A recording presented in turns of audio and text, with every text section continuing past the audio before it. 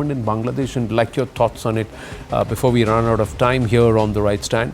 Bangladesh's Jamaat-e-Islami is long accused of radical politics and violent extremism, is quietly attempting an image makeover. The Jamaat was barred from elections by Bangladesh's Supreme Court in 2013 and officially outlawed by then Prime Minister Sheikh Hasina's government in 2024. Now it is preparing to replace its controversial electoral symbol as it attempts to make a foray into Bangladesh politics. For decades, the party's logo carried the Arabic term Aqimuddin, which meant established Islam, along with the calligraphic inscription of Allah. Now, in a dramatic shift, Jamaat is working on a new emblem, a rising sun, a pen, and a balanced scale placed on an open book, set against a green background. The makeover is designed to project knowledge, justice, and modernity for an alignment with democratic values. What makes the move politically explosive is that where was it discussed? The proposed logo came up in a meeting between Jamaat's Amir Shafiqur Rahman and Spanish ambassador in Dhaka. Now, the question remains, is this just a repackaging exercise for a radical wolf in sheep's clothing? And can this entire rebrand erase record or change the entire mindset of this group? Brahma Chelani ji, your thoughts? The rebranding is designed to regain mainstream legitimacy so that the Jamaat can actually the elections that are to be held next year. And this rebranding, though, is cosmetic rather than a genuine shift either in ideology or in terms of the Jamaat's objectives. But there is a resurgence of Jamaat in Bangladesh, aided and abetted by the Yunus government, because the Yunus government is in bed with Islamist organizations, and the Jamaat is central to both the July-August 2024 street protests that led to the overthrow of Sheikh Hasina.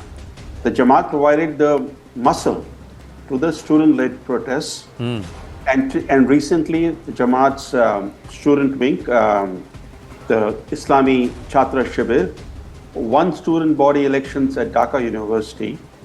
But there are two important external elements which we should note, because both have a bearing on Indian security. Right. First, Pakistan and Turkey both are involved in helping the Jamaat in Bangladesh. Right. And China is also lending a helping hand. In fact, the Jamaat chief and a big Jamaat delegation went to China as guests of the Chinese Communist Party.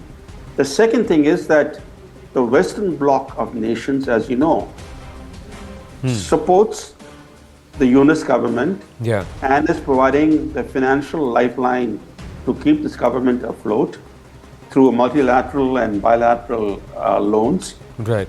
And the Western pressure on the Yunus government has been to get the Jamaat to rebrand itself, because the issue for the Western bloc is that the way the Jamaat operates, the terror finance scrutiny will bring it within the scope of FATF.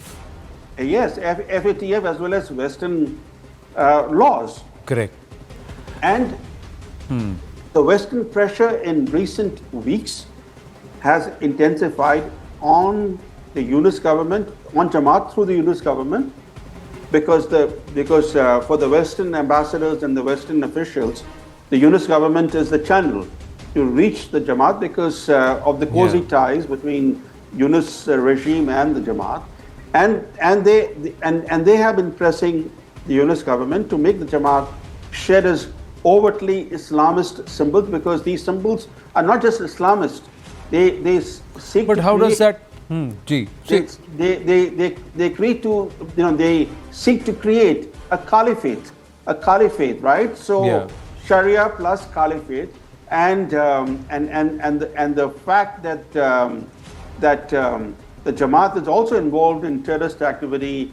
And the way all of that is, so are they trying to broad brush, whitewash all of this? Tara Karta, is it going to work? Is that going to change the basic DNA What is the West trying to do? Or are they thinking that by mainstreaming this lot, they'll be able to protect their investments, trying to create a more modern, benign facade? Are they thinking that they can do what they've done with the Taliban in Afghanistan here with the Jamaat in Bangladesh? I wouldn't be surprised if they could, because I found that the US in particular and the British also are willing to work with just about anybody to get their work done. But in this regard, what worries me, Anand, is that you remember twice the Pakistanis have said that next time we will hit India through the east. Yeah. So this is what is I'm looking at very carefully. Number two is the fact that the Naib Amir, you saw what he said in New York recently. He says 50 lakh Bangladeshis will be there to defend the country against India. I mean, defend against what? Who wants to take your territory, right? But some of this, as Brahma rightly said, is pre-election hysteria. I mean, in every neighbor, you will find, all our neighbors, unfortunately, you will find that this stoking anti-India sentiment seems to, they think it will work in getting votes. This time, the Jamaat, I mean, I would respect their ground, their capability. They are spread all over Bangladesh. So far, it has not resulted in electoral votes. But this time, I think Bangladeshis themselves, the experts I've spoken to, they are expecting at least a 30% Jamaat vote. Well, that's a lot. It's a lot. That's a lot. Unless the Awami League is down on ground, back on ground again to reorganize, which they said they will, but will they have the space to do so, especially if the West is not going to, is not pliant? One wonders what's happening, but this entire region is in a flux. My apologies, Group Captain Vinod and Ambassador Rajiv Tugra. I've run out of time, but we'll thank you for your inputs and for a very, very engaging edition of this Friday edition of The Right Stand. We still have more, something special coming up. Stay with us.